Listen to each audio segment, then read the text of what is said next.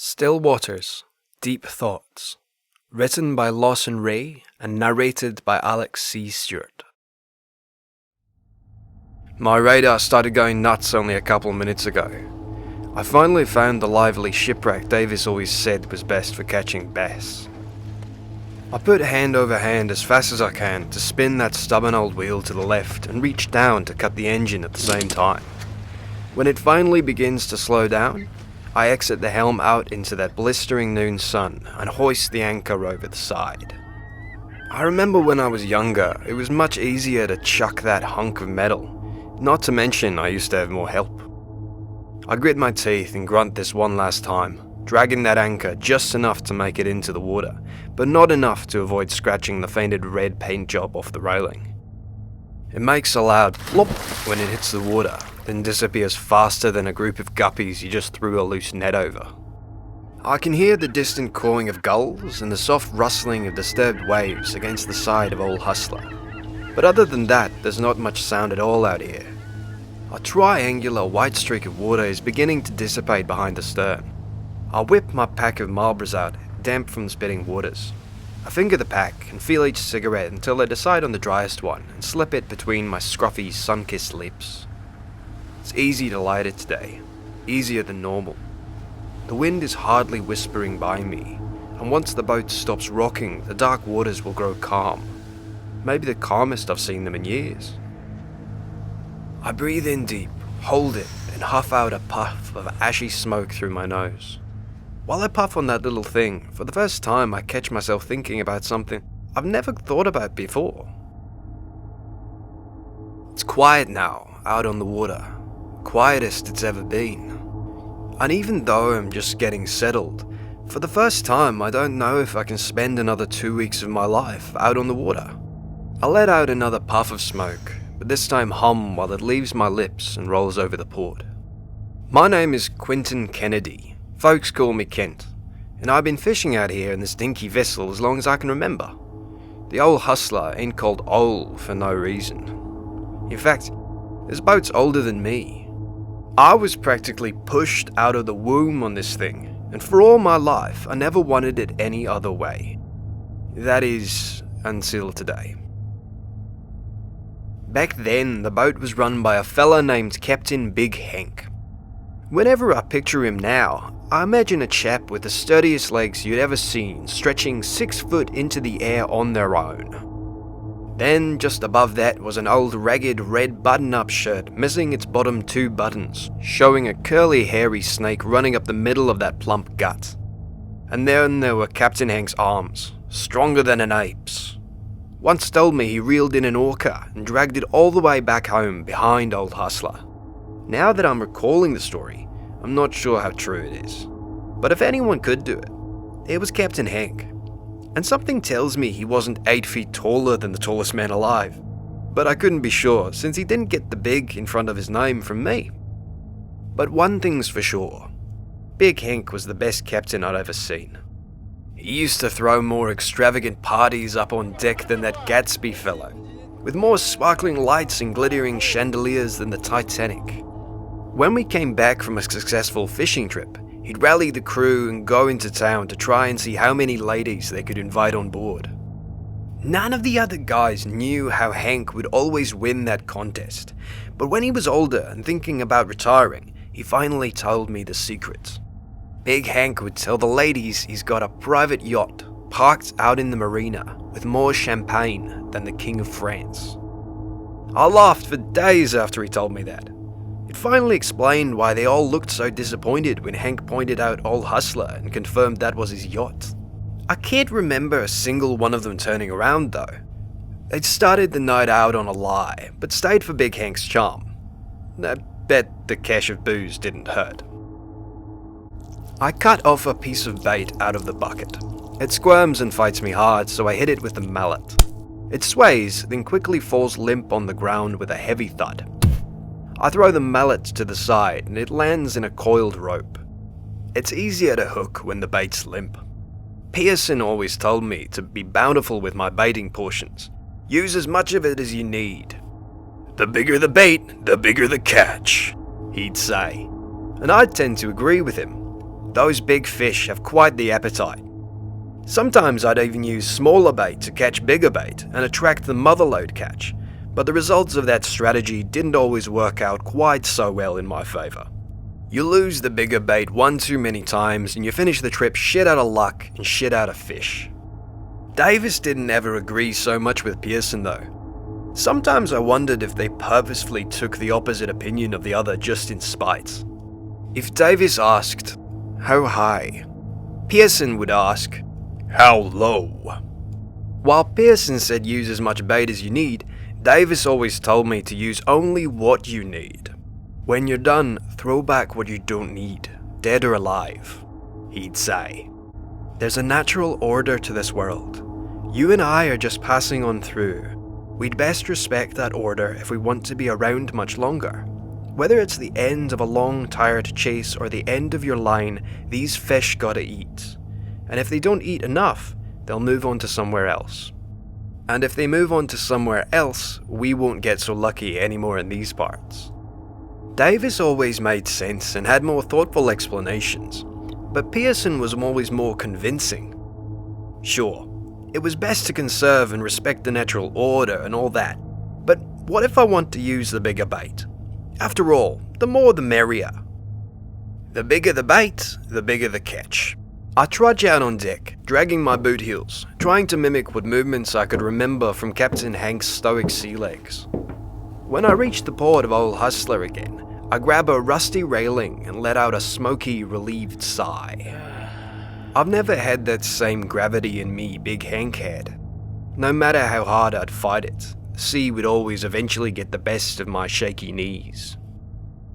Pearson and Davis bicker like an old married couple, but they're all I got left. The boat's quiet now. Jimbo died of gangrene a long while back, the same time the engine died out and we had to wait too long for the Coast Guard. Barry Oliver got caught up in some gun-running business down in Havana and never looked back. Sam Tobin got caught by a great white. Kit Vickers got pulled in by a giant squid. Shorty Lee's on the run for the law in Santa Monica. And Ruby Nix started a family with Captain Hank on the countryside. Good as dead to the old hustler since they'd never see the water again. The bait has only been out of the bucket for around a minute, and it already stinks. Its putrid scent wafts into the air with a sweet smell not different from the rotting agave I've grown too familiar with, and mixes with the salty sea air. I can hear Pearson complimenting me on my choice of bait. "My boy, you went for the bigger one. That's gonna be quite some catch, I'd bet." But Davis scolded me all the same, nearly at the same time. "You'll lose that whole hunk of meat and all for nothing. What a waste." I breathe out a huff of smoke again, coughing harshly this time, then shake my head. Then again, I'll have to get rid of all the bait before I head back, or I could be in a lot of trouble when I dock back at the marina. I flick the release and lightly place a thumb over the reel while the line zips back and forth and plummets into the depths beneath. The fleshy bait makes a harsh plopping sound when it hits the water. I used to wince and shiver when I heard it, but not these days. Until today, I always wondered why Captain Hank ran off with that pretty girl, Ruby. I couldn't imagine what a man would need that wasn't on the deck of Old Hustler. Pearson tells me it's like the old legend of sirens. Fishermen would see a gal with fins and scales and such and damn near drown just to get a better look at her and hear her songs. Until today, I couldn't imagine myself walking off the bow of Old Hustler for some pretty lady. But maybe I would now. Big Hank was a wise man. I should have trusted his words more than Pearson's. But like I said, Pearson always sounded more appealing than Captain Hank, and especially more than Davis. Davis would have told me, "Men need the company of a woman and the fulfillment of raising a family." What nonsense. Until now. I think I feel a little bite on my line. I jerk the rod up, but it doesn't catch on to anything. It just glides through the water. I let the line rest again in the still waters below, once again with deeper thoughts than I'd ever had bug in my mind. This might be my last trip out on the sea. I heave out another puff of smoke. The cigarette is getting mighty short now. I might need another. I start to wonder a bit. I'm thinking more about Big Hank and Ruby, even more about Lee and Santa Monica. They've all got lives beyond Old Hustler, for better or worse. Word down at the marina is Big Hank and Ruby are expecting a kid soon. They say they want to give the kid a proper education, raise him right. That kid will be the first in their family to go to college. Hell, the first to even make it through 4 years of high school for that matter. 4 without being held back for any, that is. Ruby got through 4 years on a technicality, but spent 3 of them the 10th grade. But the point is, Old Hustler is turning into a memory for them. A fond and important memory, I'd reckon, but still just a memory. They might tell their kids some stories of their old fishing days, but they sure wouldn't tell some of the others. And I wonder if Lee even gives the Old Hustler a passing thought these days. Past the time he caught a 20-foot bass, he probably doesn't think about his days fishing on her at all. He's been too preoccupied with that coyote business of his and has got too much cash coming in to ever need his sea legs again. And these past couple months, the law is sure giving him too much trouble for him to ever even tell anyone about that giant bass he was so proud of. I yank the line again, this time out of boredom. Nothing's biting my line, but I thought I'd give it a try anyway. I'm not even sure the bait is still down there, but since I haven't gotten any real bites, I've got no reason to think it's not. I'm starting to think about life outside the Old Hustler. Maybe starting a family of my own one day and moving out to the country like Captain Hank. I wonder if I'm too old or too beaten by the sea now to do it. Time's getting thin, but there's always the chance, right? I wonder about the bait. What were their lives like before Old Hustler? All of us are swimming around in some sea until life picks us up in a net, in some way. In some way, the bait is no different than me or Hank or even Ruby. Did they have lots of friends? Maybe they started a family of their own. They could have sent their first kids to school and been so proud when they got a half-decent job. I could picture their little flapping mouths round a dinner table, talking about where they'd like to travel and such. Sure, there were plenty of fish in the sea, as Pearson used to say, but I wondered if their parents were proud of them before they got in my net. It was their kid, after all. There were tons like him, but no other was him. Maybe the bait had hopes, even some dreams. I bet at least half of them were smarter than me back home before we picked them up on Old Hustler. But out here on board the boat, they don't stand a chance. Once you snatch these little buggers out of their comfortable little habitats, they don't have the first clue how to survive. I wonder if they know they're never going home again.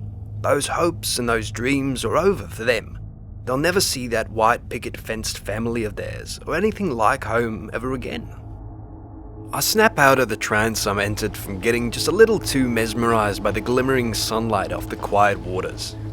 The cigarette is a 1/4 inch from burning my lip, so I spit it overboard. It fizzes when it hits the water. Something yanks my line a few times. The first 2 yanks are subtle nips, easily mistaken for the rolling waves, but the third is deliberate. I snap my wrist to pull the rod upwards, but my line just glides forward with no resistance. I wrap my fingers round the reel's handle and start spinning. My hand starts to get numb. It feels like I've been spinning the reel for at least half an hour when it finally comes up, but it's probably only 2 or 3 minutes. Before I see the line come out of the water, I mostly can guess what I'm going to see. The hook plops and skips lightly out of the water, cleaner than it was when I brought it on board this morning.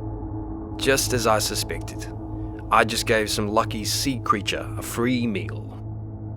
Since I'd followed Pearson's advice and took a big hunk this time, I considered following Davis's for the second round, while I head back to the bucket inside to get more. I unsheath my knife, ready to fillet the bait again. I feel my skin getting another bad burn from the hot sun. No matter how much sun lotion I put on, my pale skin always manages to pick up a burn. As I walk over, I try to decide which part might be tastiest. What would I like to eat if I were a fish? How big would I want the meal to be? I think if I were a fish, I'd want a guy like Pearson casting the rod in. A guy who'd put a damn buffet on a hook.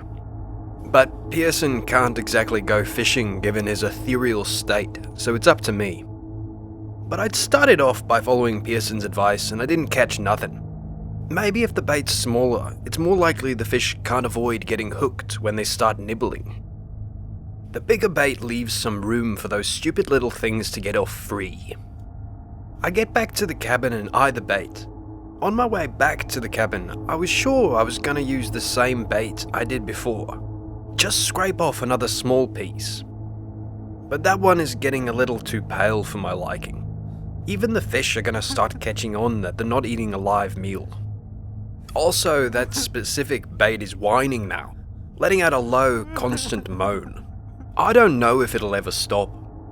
He's complaining that his cuffs are too tight. "I'm seeing double," he says.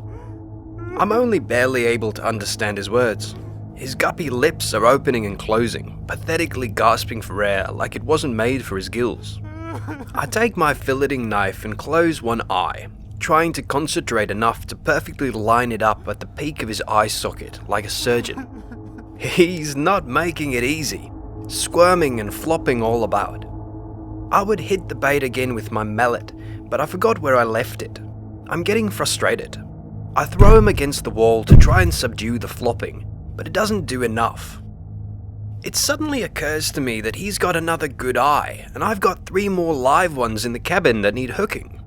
So I finally give up on my desire for a perfect cut. I reposition the knife and shove it straight into the center of the bait's eye. He groans and croaks, gargling on his own blood. I hit something harder with my blade, probably his dense brain. I pull the blade out and let his neck go with my other hand. He grasps for his eye, both hands flailing and scratching at his face. The gargling grows louder. I step back and watch. My focus drifts off again, just enough to mix up his shrieking, flapping gills with the muffled sound of waves puttering against the hull. I feel like he's trying to tell me something, but I can't really understand anything he's saying. Nor do I care. I just watch the blood roll over his cheek and drop off his scaly face. He eventually stops trying to tell me whatever it is that was on his mind. His body isn't moving anymore. For a few minutes, I thought the sun might set before he gave up. I kneel down in front of his limp body and grab his oily neck to prop him upright. I close one eye again and position the fillet knife at the top of his eye socket. It's a little hard to focus with the others shrieking in the bucket. One even came to tears. I got as used to it as the best fisherman could over the years, but I still heard it loud and clear. "See? This is why you gotta use as much bait as you can as fast as possible," I can hear Pearson telling me. I sure wish I remember where I put that mallet. When I'm finally satisfied with the knife's position, I push hard, first stretching, then splitting the skin. Blood immediately oozes from the slit and covers the blade. I follow the bone carefully, hooking the knife in a circular motion back towards me. As I guide the knife and feel the perfection of the cut, I lick my lips. I'm almost envious of whatever fish gets this piece. The eye and the lid plop out of the socket together and hurriedly thwack into the wooden floorboard. I'm sweating now, my lips trembling. I'm not sure, but I think I just moaned. I can feel my brain shooting off a reverberating electric high. I let the neck go. The rest of the bait slides against the wall, still held by its partially filleted hands in the cuffs. The others holler louder when they realize what's happened. It's even easier to ignore the others now. I smell it again. That putrid but sweet smell of rotting agave is already caressing my nostrils. I grab the rod again and run my fingers down the line until I find the hook. It scrapes my finger slightly, but I don't flinch. I grab it and find the faded blue iris aimlessly looking back at me. I dig the silver hook into it. The eye softly pops with not too much more resistance than the skin of a grape. The wide part fills with blood, and the eye expands slightly. There's just enough room on the hook now to put on one eyelid, but not both. I blush at the sight of his dead, oily eyelid sliding onto the hook. I might even feel my pants tightening. There's hardly any blood this time. I stand triumphantly and display the hooked eye to the others the same way Shorty Lee showed me that 20-foot bass all those years ago. One holds his mouth tight, trying to avoid puking out the little life he's got left in him. I raise my eyebrows and grin with the smoke-stained teeth I have left. We're losing daylight, I tell them softly. I leave the cabin with their shrieks and pleading growing thinner and less distinct. One of them is too scared or maybe too weak to even murmur. Who am I kidding? Never mind all that. Old Hustler's not for everyone these days, but it's sure home for Captain Kent Kennedy. I ain't starting no family. I ain't no gun runner. I'm staying on Old Hustler forever. Right where I'm meant to be.